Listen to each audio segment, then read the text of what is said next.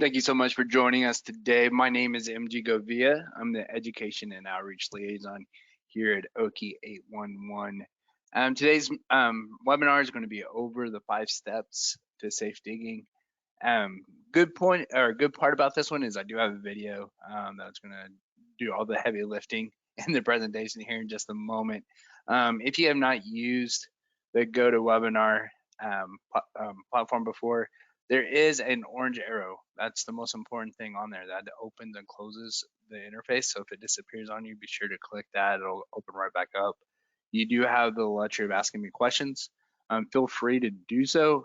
Just submit those questions to me. I will get those all answered towards the end of the webinar. I don't have a co-pilot today as we're all doing the social distancing thing. So I'm running this webinar by myself today. So throw your questions my way. I'll be happy to answer those towards the end.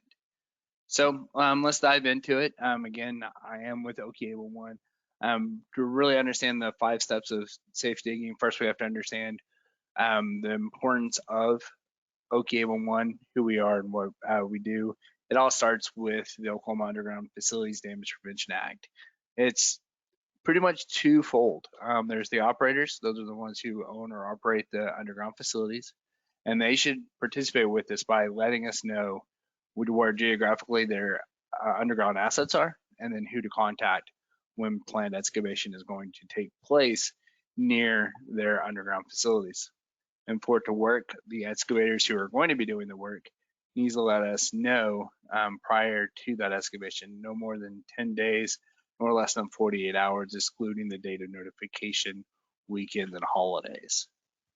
A lot of people ask, what does that look like? Where are all the assets in Oklahoma? And here's a quick illustration of that. Here's a map of Oklahoma. There's the telecommunications, pipelines. Here's our electric systems that are registered with us. Next is rural water systems, municipalities and the services they provide, and then other, such as farms, campuses, hospitals, schools, things like that. And so as you can tell, the state has assets pretty much registered completely throughout the state. So any digging needs to first be planned so that we can know about it, so that we can get that information out to the operators to respond to those markings or respond to the request to put markings down. So here's how it works real quick. First of all, the excavator is going to contact Oki 811. You may notice that a lot of times we use the word contact as opposed to calling. We have changed up our marketing to that. Over 70% of all locate requests are put in by either our app or through the website. So contact us. It's easy, but you can call 811 or the 800 number depending on locate requests as well. Just make sure you're doing it at the right timing. Again, no more than 10 days, nor less than 48 hours, excluding the date of notification. Then through that conversation with that customer service representative, a locate request is going to be generated. That CSR is going to map out the dig site that's being described by the person requesting the locate, and then the ticket number is generated and given to that excavator. We're going to send out notifications. These notifications are going to go to the member companies, those facility operators in the geographic area of where that dig site is. An average of 6 members are notified per ticket. Then each member is going to respond to the request prior to the work to begin, date and time. Like we said earlier, the excavators to give no more than 10 business days notice, nor less than 48 hours. So that excavator could give 6, 7, 8, 9, 10 days notice prior to when their project is going to begin. Whatever notice they give is how much time the member companies have to respond. So that work to begin, date and time will never be less than 48 hours, but it will never be more than 10 days. So as an excavator, always remember to look at your ticket and see when your ticket becomes valid. It's not a valid locate request until the work to begin, date and time. The member's going to come out. They're going to mark the approximate location of those underground facilities using paint, flags, or states, using the APWA uniform color code. And then they're going to communicate with that excavator by providing positive response. Let them know that they've been there, where the markings are, if they're all clear, or if they need to have an on-site meeting. Then the excavator is going to confirm the site before digging. Do hand digging, make sure that the utilities are where the markings line up to be. Make sure that everybody that is to respond has responded. Make sure that there is a need, if there is a need for a second notice, that you make that call, let us know. And then by digging those test holes, you'll be able to make sure that everything was properly marked and that you have the ability to protect it. A couple things to remember: private lines will not be marked if the utility turns it over to the property. That's kind of an easy way to remember where a private line is. Also, some obvious ones are like propane lines or sprinkler systems. But if a private contractor installed like the additional electric to another building or to a pool or anything like those are all private lines.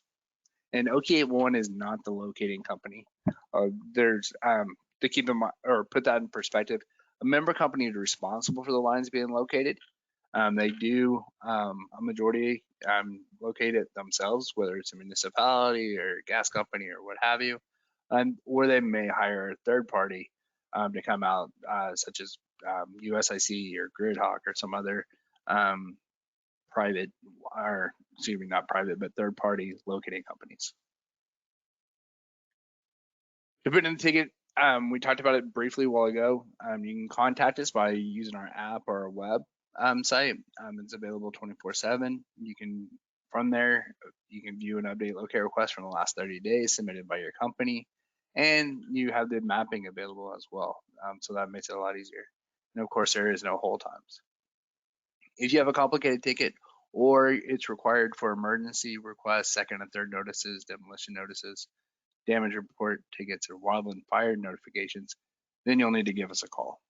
For office hours, Monday through Friday, 6 to 6, and after business hours, only emergency or wildland fire notification tickets are going to be accepted by the phone.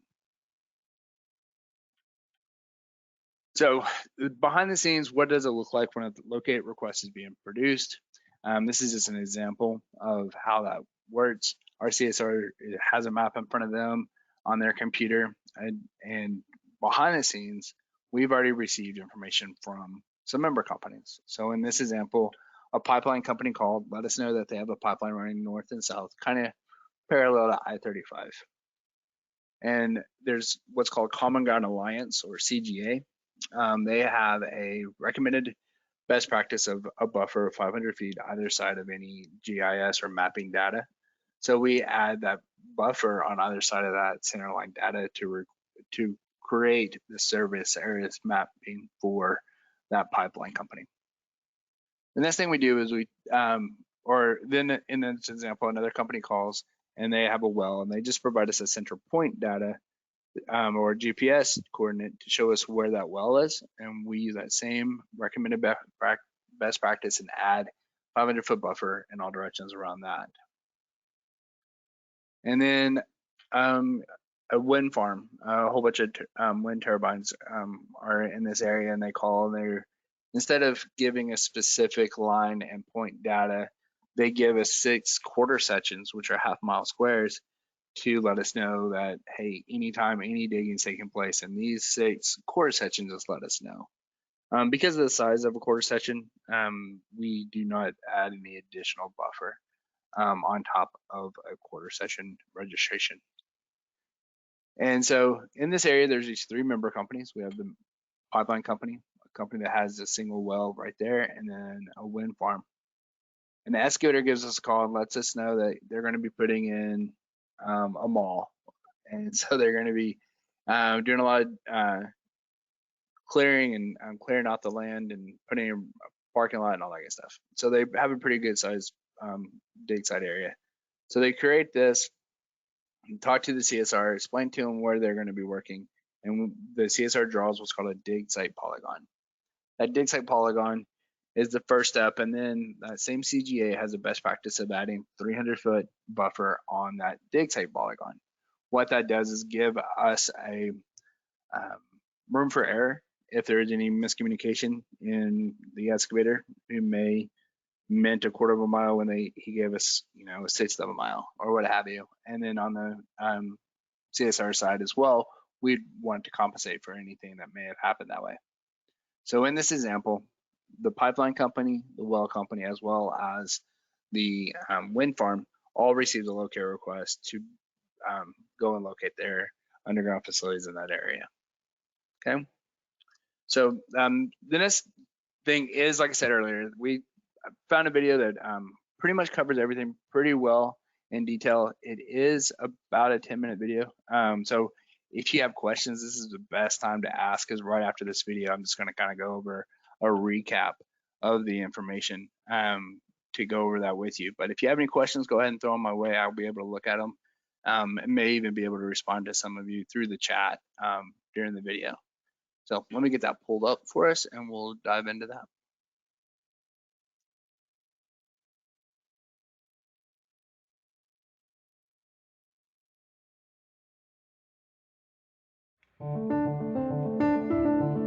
We take pride in our work, and there's a lot that goes into doing it right.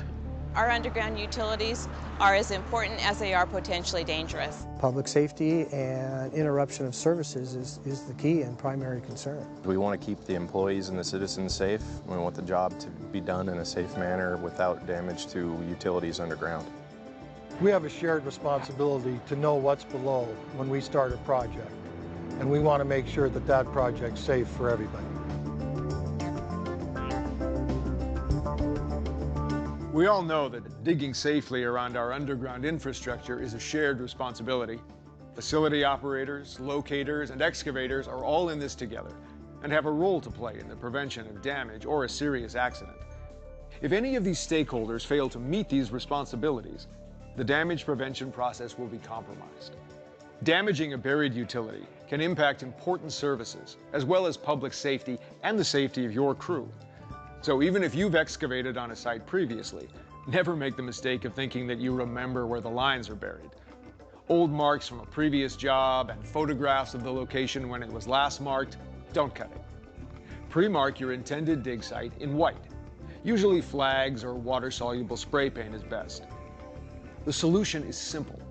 Depending on your state law, make a free call to 811 at least 2 to 3 days before you plan to dig, to ensure that facility operators accurately locate and mark their facilities. That's the first step to safer digging.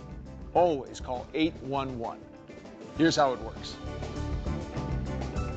811 is our national one-call number, connecting you with your local one-call center, no matter where you're located in the country. The one-call center is your conduit to communication with all registered facility operators in the area. In some complex digging situations, a call center can even arrange an in-person meeting between the excavator and the facility operator to discuss the underground infrastructure. At the call center, helpful operators will ask you for relevant information about your digging project. Thank you for calling 811. This call is being recorded. My name is Mary. How may I help you? At a minimum, be prepared with the following information: the exact location of your dig site, the type of work you'll be doing, and your start date. Address or street you are working on? Main Street between 1st and 3rd. We're on the north side of the property, and I will pre-mark in white where I'm going to be digging. Be as clear and exact as possible in your answers, and always confirm the information. And when are you planning on starting the work there? We're digging next Thursday.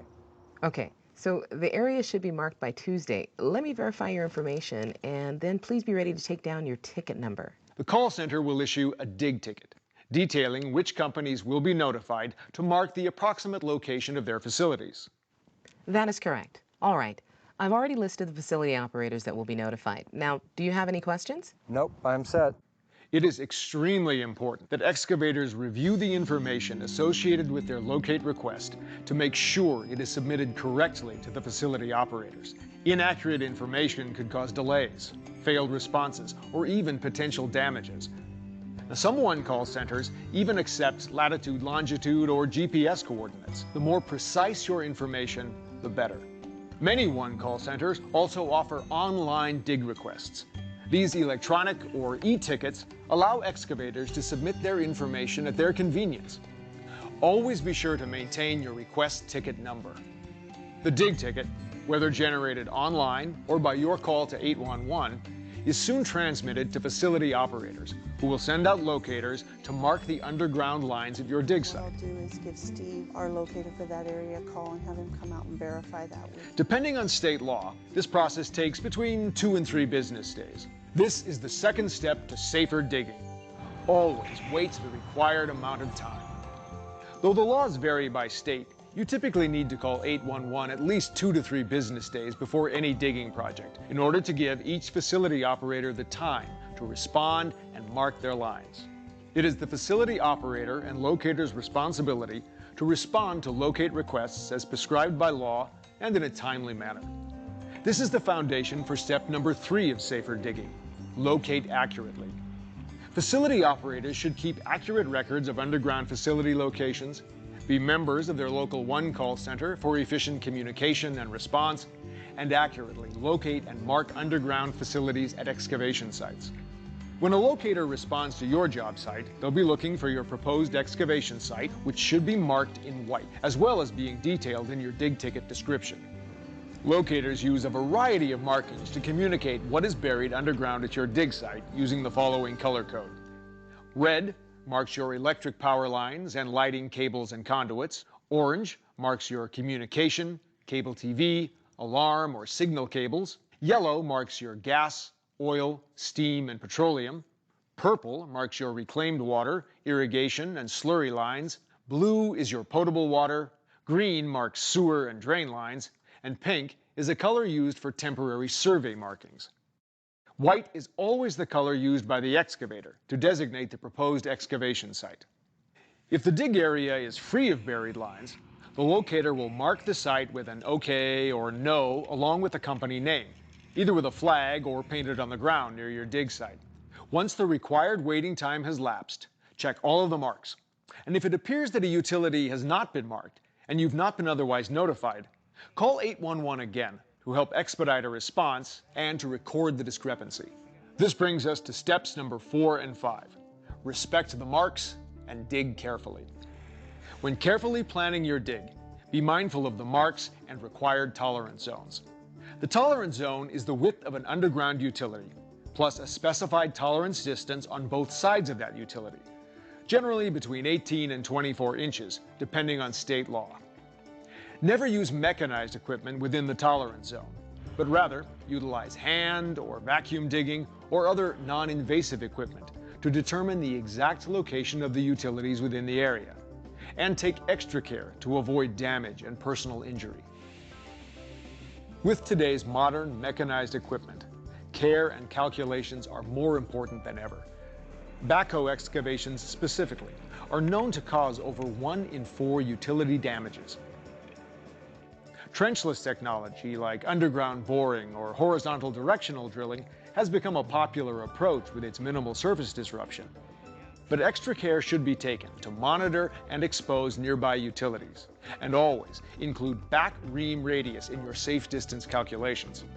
Potholing is an important method for identifying the horizontal and vertical location of buried facilities, and should be utilized when open cut excavation is taking place within the tolerance zone, or at intervals along the boring route for trenchless operations. In congested areas where several utilities are crisscrossing or in close proximity to each other, locating accurately becomes more difficult and potholing is highly advised.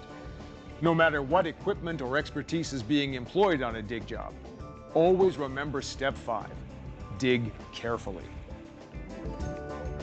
Different digging environments present their own challenges, and all stakeholders in the damage prevention process have to be highly adaptive and extra careful. From rural and agriculture projects to high-density urban work, underground utilities need to be marked and protected. But even when observing the 5 steps to safer digging, minor damage can occur. A slight nick with a shovel, a little cut when hand trenching, or maybe your excavation might expose an existing problem. Either way, report any damage immediately by calling 811 or the facility operator directly. Even a small nick without signs of leakage now can become a serious problem with time, corrosion, or if underground root systems change. Report it now. If the damage causes an emergency, immediately call 911. Take reasonable steps to ensure public safety and notify the facility operator. Calling 811 before you dig is an essential first step to safer digging. So plan ahead. Make it a standard part of your process. By waiting the required amount of time and having your dig site marked accurately for all underground utilities, respecting those marks and digging safely, you'll be doing your part to avoid interruptions to important services, being held responsible for costly repairs, as well as preventing potential injuries or deaths. When we all commit to these essential 5 steps to safer digging and maintaining a high standard for damage prevention, we can go to work knowing we are keeping our crews and the public safer. For more information on safe digging, visit call811.com.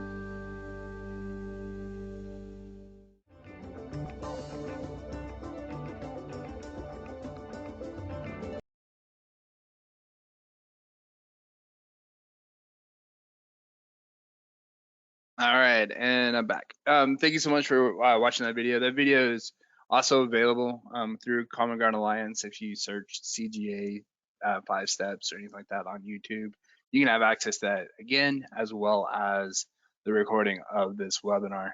During the webinar, I was asked a really good question. Just pretty much anytime a mark is on the ground, the excavator must pothole first, correct? And the answer is yes. Anytime there's markings on the ground, you do want to pothole or determine where those underground facilities are in relation to those marks. They should be found within 2 feet either direction of the marking, straight below. And then once you do discover all the facility and you can see where it is, just a reminder to go the next step, and that no heavy equipment should be used within that tolerance zone of 2 feet either side of the underground facility until that facility has been completely exposed, supported, and protected for the duration of the project. So great question. I just want to go ahead and answer that one right off the bat. And the only thing that the video does that, because it is a little dated in Oklahoma, is, to my knowledge, the only state that has this unique caveat in ours, is it mentions that the excavator says it's going to be working on Thursday, and then they said that the line should be marked by Tuesday. In Oklahoma, it's the date and time that the excavator gives to us when you can begin to work. So just want to point out that one small difference through there. So let's talk real quick, just to recap those 5 steps. 5 steps are straightforward. Contact us before digging. You can dial the phone number or go online or use the app. You'll make sure to give that notice in that time frame of no less than 48 hours, not including the date of notification, weekends or holidays, and no more than 10 business days. Once the request has been put in, remember when that work to begin date and time is, so that you are waiting until then. If you dig early and something happens and then a damage occurs, you are not digging with a valid locate request. So even regardless of if the markings were off, you would have a hard time showing anything if you're digging without a valid locate request. So make sure you're working after your work to begin date and time. Then you'll want to confirm the response of all utilities while you're waiting. Make sure that you see the paint, the marks, emails, anything to show that they've all responded to you before you start on the project. Then respect those markings that are down. Similar to the question that was asked. Pothole, determine that the markings are accurate, that they are within the 2 feet of the paint and flags below the markings. And then once you do have those found, make sure that you're respecting the tolerance zone as well. Excuse me, which is the tolerance zone is where the heavy equipment cannot be used within 2 feet either side of the facility throughout a project until it's supported, protected, and exposed.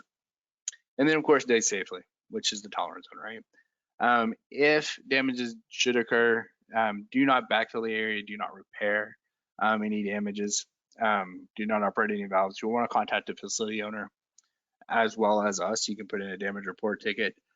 If you are in an area where there's multiple telecommunication companies and you're not sure who you hit or anything like that, we can also help you in determining which companies were in the area, and so we can get that notice out to them as well. And then just a reminder, damage prevention is collaborative. There isn't just one organization or one stakeholder who's going to prevent all damage. It takes all of us. The facility owners and their locators are out there communicating with public awareness, letting people know that they're in the area, obviously properly locating, making sure that they protect it with paint and flags, and then also just relations with those excavators in the area to make sure that they're doing everything right on the work site. And the excavators have to understand the importance of damage prevention. It's more than just knocking out someone's power or knocking out someone's electricity. You could be knocking out someone's life-saving utilities. Right now with this work from home culture that has emerged, I mean, you're knocking someone out from their job as well. And then of course there might be somebody who needs some emergency services like 911 or just being able to be in a cool or warm house depending on the weather, right? So excavators need to understand that. And then of course an excavator could get hurt themselves, so we don't want that to happen either. And then Okie 811, we're here to hopefully facilitate the responsibilities of our member companies, help them with their locating processes, getting their tickets out there, help with the education like what we're doing today to both the member companies and the excavators. And we want to provide a service that is easy to use for our excavators. Let us know where you're digging, when you're digging, and we'll get that information out to the member companies that help you in your area as well. So just a reminder that of the importance of the collaborative effort. I do want to thank you for joining us today. It is designed to be a short and sweet topic today. I just want to kind of go over those basics and hopefully something that you can share with if you're on one of our facility operators, that you can share with your subcontractors and those who are doing work for you and those who you encounter all the time in the field. If you think of any questions or have any suggestions for future presentations, shoot me an email. My email address is simple, just the word education@okie811.org. Speaking of education, we do have a couple options for you to help you out. We understand that towards the end of the year, you may be trying to catch up on some education, getting your staff 811 certified is a great way to do that. You can give them this information, then go to the website okie811.training. That's all you need is okie811.training. Hit enter on your browser. It'll take you to our training landing page to go into the 811 certification. We put together this online course about 1.5 years ago. It's a hour and a half to 2 hours in length. I do recommend to knock it all out at once. However, it is stop and go. If you do need to step away and make some phone calls or go do a job and come back to it, you can do it that way. The only reason I suggest doing it all at once is by the time you get done with chapter 3 and the final test is over all 3 chapters, chapter 1 is kind of hard to remember, right? So if you can knock it all out at once, it will be a little bit easier when you do the certification test at the end.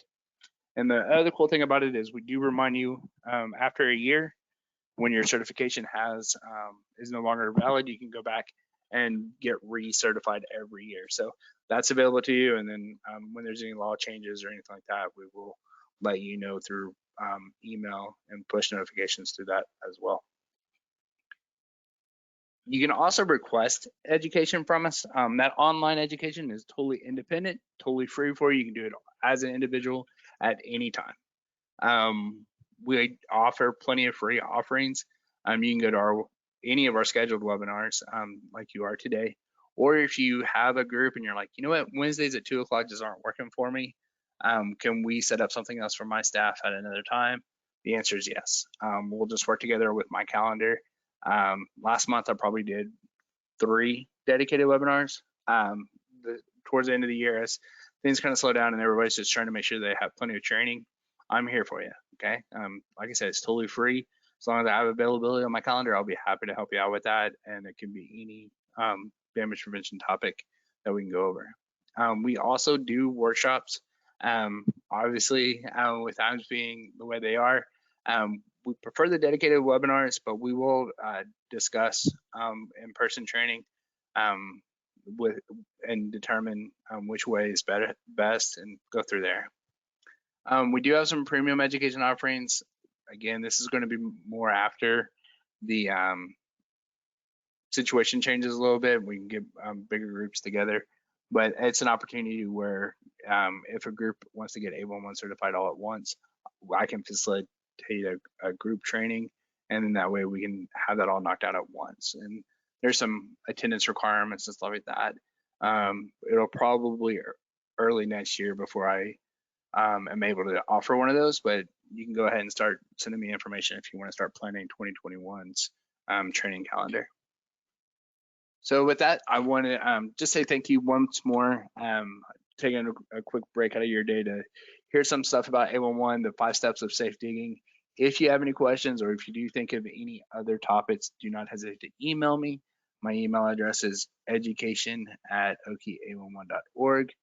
And I hope you enjoy the rest of your day. Thank you so much for doing your part to have safe excavation and damage prevention in Oklahoma. Thank you. Bye.